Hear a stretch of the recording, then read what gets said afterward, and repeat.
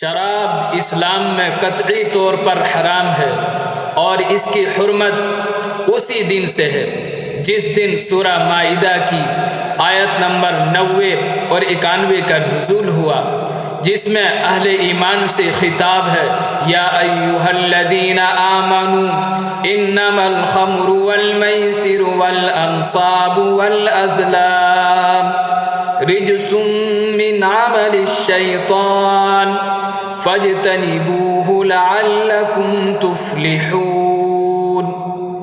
اے ایمان والو، شراب، جوا، بت اور قرعے کی تیر، یہ سب گندی باتیں شیطانی کام ہے، سو اس سے اپنے آپ کو بالکل الگ رکھو تاکہ تم فلاح پاؤ۔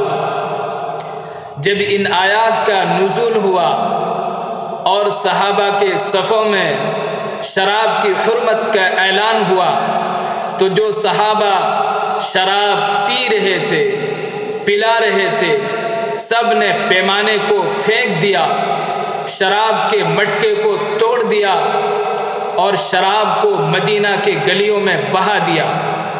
جی ہاں میرے دوستو، شراب کی حرمت پر، شراب کی قباحت و شناعت پر مختلف روایات موجود ہیں، جس میں سے صرف ایک روایت میں آپ حضرات کی خدمت میں لا رہا ہوں، جس کو امام ترمذی نے، ابن ماجہ نے نقل کیا ہے۔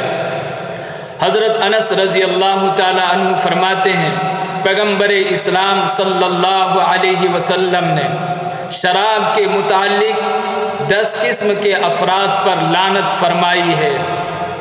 نمبر 1، شراب بنانے والے پر۔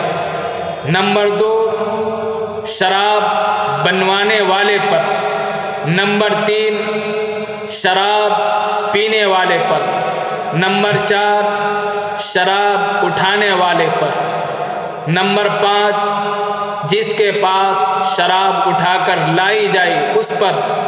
نمبر 6، شراب پلانے والے پر۔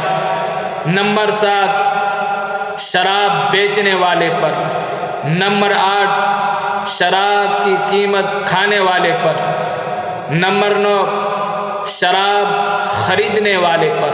نمبر 10، جس کے لیے شراب خریدی گئی اس پر۔